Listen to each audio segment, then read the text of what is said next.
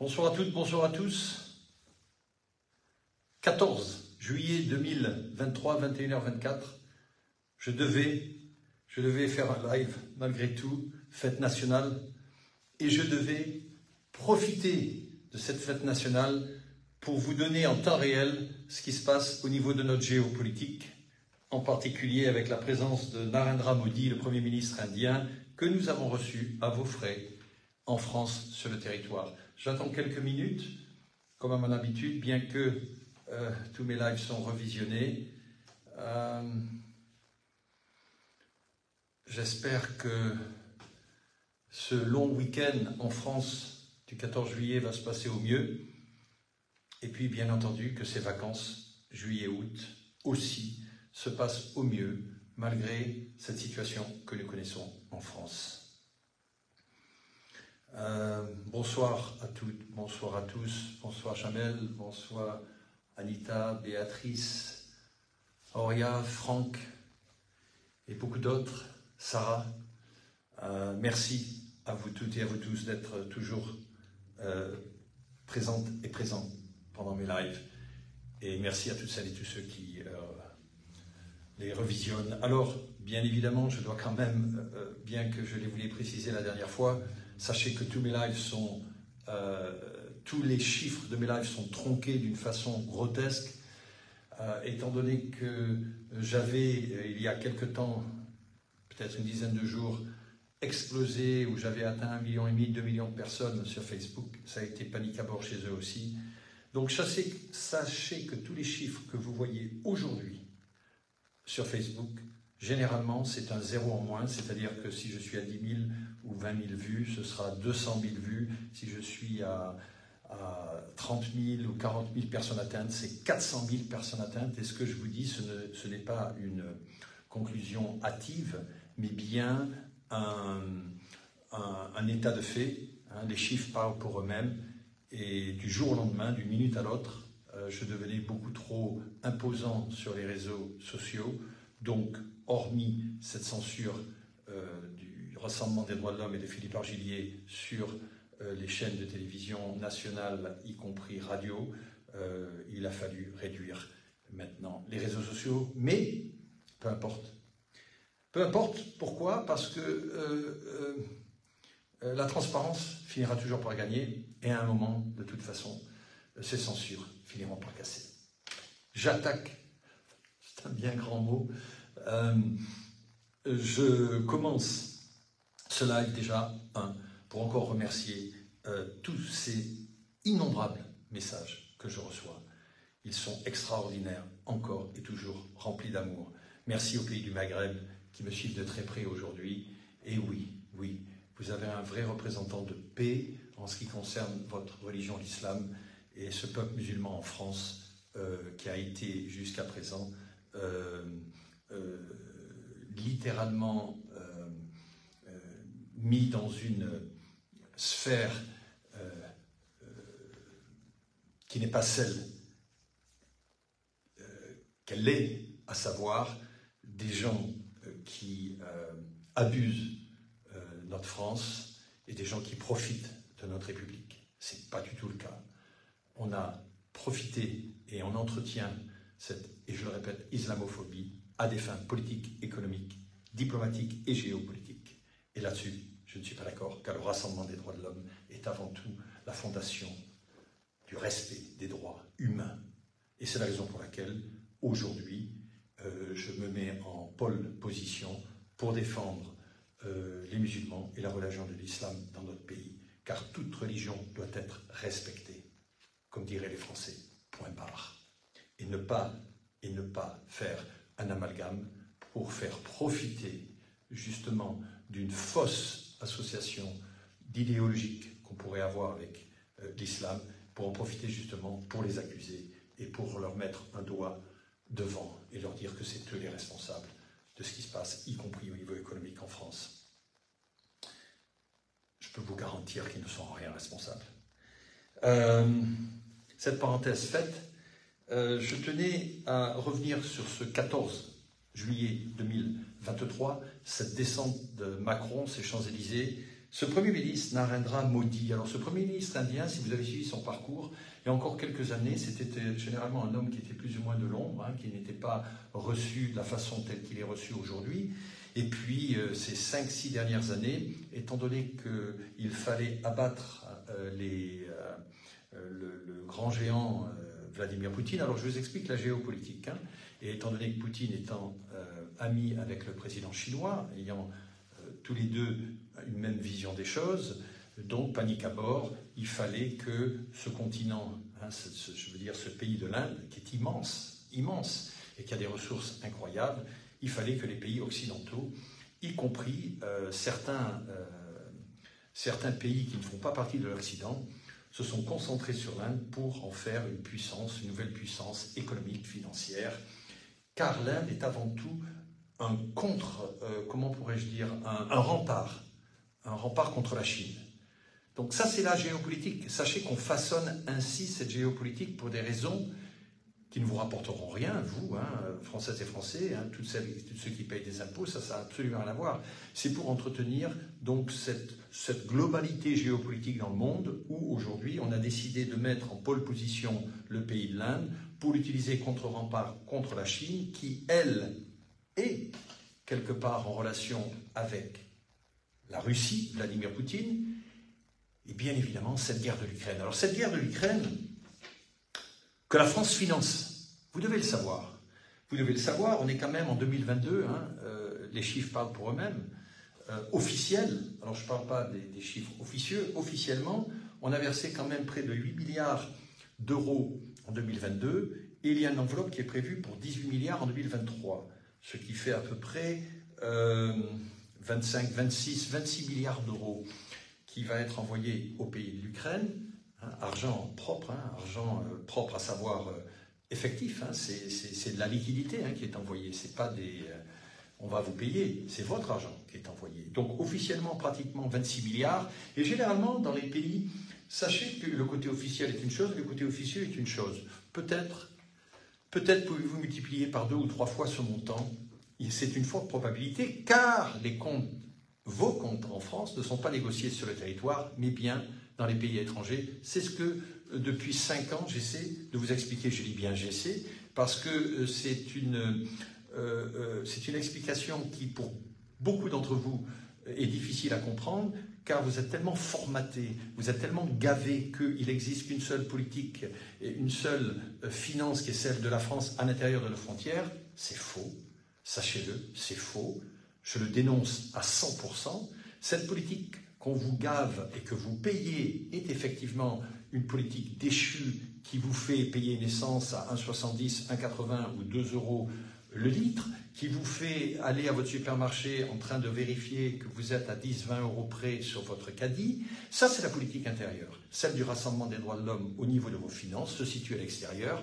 Et c'est la raison pour laquelle, sachant les milliards qui existent, votre argent, en dehors de ces frontières, que le RDH est le seul à pouvoir ramener chez vous, c'est la raison pour laquelle cette censure est grotesque, criminelle, ignoble.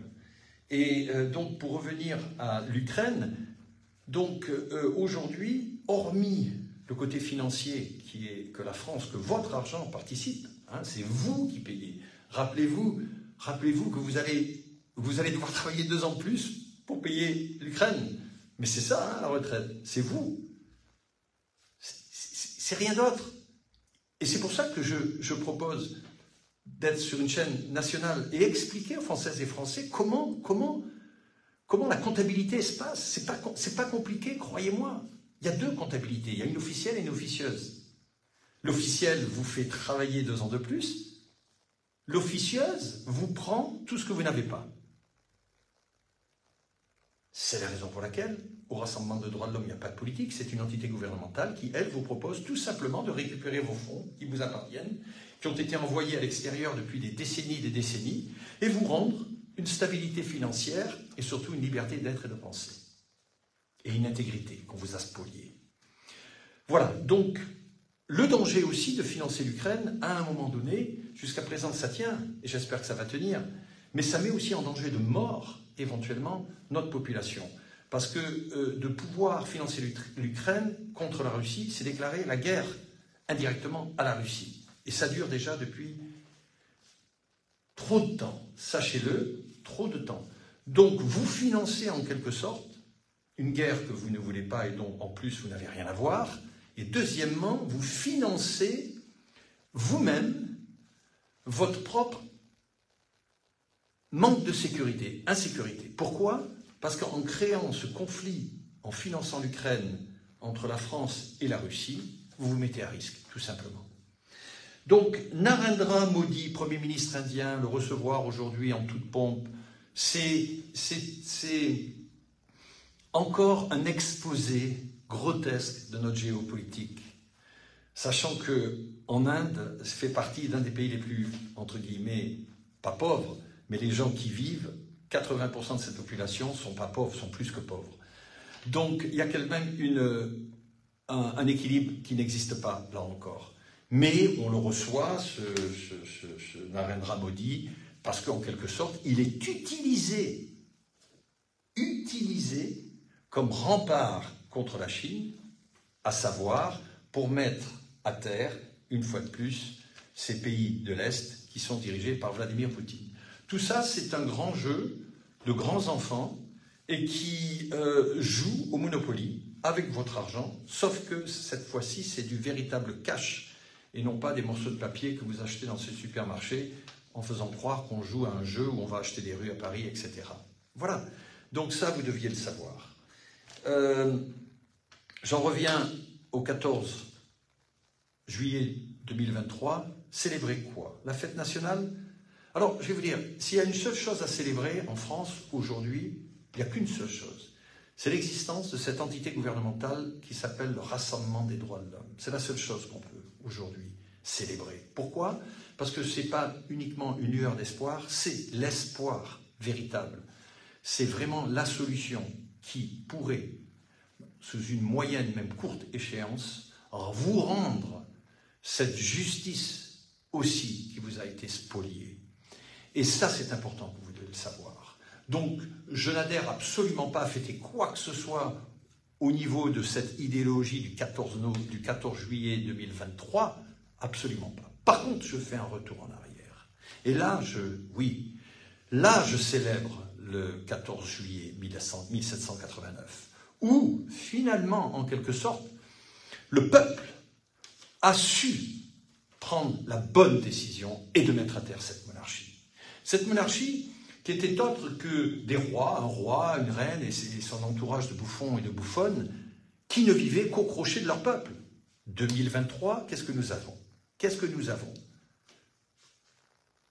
La même monarchie. Peut-être elle s'appelle la démocratie, mais c'est faux. Nous avons un roi, vous le connaissez, Emmanuel Macron, vous avez son épouse, qui est peut-être plus discrète que Marie-Antoinette, et ensuite vous avez son entourage, qui est ses ministres, et puis vous avez le peuple, vous, le peuple, qui depuis sa première élection en 2017 est dans la rue. Macron, démission, vous vous rappelez? Macron, démission, peut-être, attendez, je vous répète, Macron, démission, et il est repassé en 2022, jusqu'en peut-être 2027, parce qu'il est en train aujourd'hui de mettre en place une loi qui lui permettrait d'être réélu une troisième et peut-être quatrième fois, et non plus sous un quinquennat, mais sous un septennat. Alors, oui, je célèbre le 14 juillet, mais de 1789, parce que là, les Françaises et les Français ont su véritablement se défendre, ont eu le courage d'aller dans la rue. Pour eux, ils avaient pris leur arme et ils ont dit on ne peut plus continuer. Alors aujourd'hui, vous avez une autre alternative. Et effectivement, je ne suis pas là à vous dire de descendre dans la rue et de prendre vos fusils de chasse et d'aller tirer sur les policiers. Jamais. Le Rassemblement des droits de l'homme, c'est une entité de paix. C'est pour ça que nous sommes aussi puissants. Nous n'avons pas recours à la violence, comme le gouvernement a recours à la violence contre vous. Je vous rappelle ce qui s'est passé avec Naël, avec Youssouf. Je vous rappelle ce qui s'est passé avec les Gilets jaunes. Je vous rappelle, on vient encore de m'envoyer certaines vidéos où les policiers, effectivement, malheureusement, aux bons policiers, je suis désolé, mais toutes les vidéos que je reçois, ce sont celles des mauvais policiers qui font énormément de dégâts. Donc c'est à vous, les bons policiers, à sortir ces mauvais policiers. Des policiers qui font des arrestations, qui sont en tir avec le RBD. Et généralement, Le LBD, il devrait être positionné vers le bas, les jambes non, il est positionné vers la tête. Une violence inimaginable, cautionnée une fois de plus par votre argent. Donc, je ne célèbre absolument pas ce 14 juillet 2023. Par contre, je tire mon chapeau aux révolutionnaires de 1789. Et en particulier un qui s'appelait Robespierre. Et je vais vous dire ce qu'il a dit, Robespierre. Quand il avait pris sa décision sur le roi, il a dit la mort. Et il a donné sa raison. Et je vais vous lire mot pour mot ce que Robespierre a dit. Il n'y a pas de manière d'être libre. Il faut l'être entièrement ou redevenir esclave. Bravo Robespierre. Et donc, Robespierre était avant moi. Je reprendrai les mêmes mots. J'insiste bien, chaque lettre de chaque mot, aujourd'hui, est d'actualité. Donc, à vous de choisir d'être libre ou de continuer à être esclave. C'est aussi simple que ça. Et cette possibilité aujourd'hui qui vous est donnée d'être libre n'est pas celle de vous demander de descendre dans la rue avec les armes, et celle de vous dire « rassemblez-vous autour du Rassemblement des droits de l'homme », imposez le RDH et Philippe Argillier sur vos chaînes de télévision et sur les radios nationales, et là, vous verrez, dans les jours qui suivront ces interviews, vous verrez déjà la panique à bord au niveau de l'exécutif en France. Donc c'est vraiment à vous de choisir. Être libre ou continuer à être esclave. Parce que vous l'êtes, esclave. Vous l'êtes.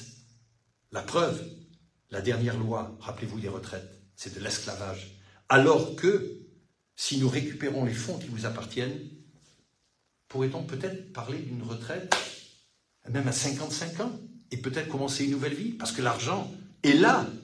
Il suffit juste de le récupérer, je vous le rappelle. Le seul, et allez sur www.lerdh.fr et vous verrez le cahier des charges, qui n'est pas des promesses politiques, mais bien un programme qui a été positionné après 20 ans de présence derrière les coulisses des gouvernements. À savoir, 1. Mettre à terre la géopolitique, c'est-à-dire supprimer tous les accords, y compris diplomatiques de la France avec tous les autres pays. 2. De prendre la France, de la mettre sous une bulle, pour vous, pour votre avantage, pour vous rendre votre liberté, pour vous rendre votre argent. 3. De retirer nos interventions militaires dans la plupart de tous les pays, car les interventions militaires, je vous le rappelle, font partie des alliances géopolitiques qui sont positionnées derrière vos accords. Vous n'êtes pas d'accord avec ça. Il n'y a aucun référendum qui vous indique si vous êtes d'accord ou pas qu'on utilise votre argent. Dernière en date, l'Ukraine. Donc on arrête toute alliance militaire avec tous les pays. Les soldats français rentrent en France. Et ensuite, quand les Françaises et les Français aura finalement obtenu ce droit universel qui leur est dû, c'est-à-dire donner cette liberté au peuple, cette souveraineté au peuple, ce sera à moi, ensuite, chef d'État, de voir ce que nous allons faire avec les nouveaux accords géopolitiques que moi, Philippe Argillier, je positionnerai avec les autres pays. Tout accord géopolitique ancré sur les droits de l'homme, les droits de la femme et les droits des enfants, en commençant par vous, Françaises et Français. N'est-il pas temps, finalement, que ce message soit perçu et donné à toute la population en France? Et là, maintenant, je vais terminer ce live et je vais peut-être être à 700, 800, 1500 vues, alors que je serai déjà peut-être à... Vous êtes peut-être 30, 50 000, 100 000 en direct. Mais ça, on ne le verra jamais, car on trompe ces chiffres quand Philippe Argillier passe dans les réseaux sociaux. Donc finalement, faites en sorte d'imposer cette liberté de parole que j'ai en votre nom. Faites en sorte de casser cette censure qui est criminelle, car cette censure, avant tout, elle vous censure. Sachez-le. Vous devez une fois pour toutes comprendre ce mécanisme. J'ai toute ma confiance en vous. Toute. Mais il va falloir acter maintenant, réagir et se mettre en position de dire « Ok, le Rassemblement des droits de l'homme doit obligatoirement, aujourd'hui, être connu de toutes les Françaises et de tous les Français. »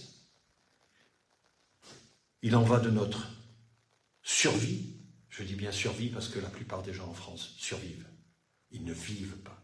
Et c'est la raison pour laquelle j'ai toujours refusé de dire « Vive la France ». J'ai dit « Vivre la France ». J'ai rajouté le R du rassemblement entre le I et le V. Et c'est la raison pour laquelle je ne célèbre pas le 14 juillet 2023, mais je célèbre bien le 14 juillet 1789, avec un grand salut à Robespierre, qui a dit à son peuple, soit vous êtes libre, soit vous continuez, vous redevenez esclave. À vous de choisir la liberté ou l'esclavage. Une très bonne nuit. Au revoir.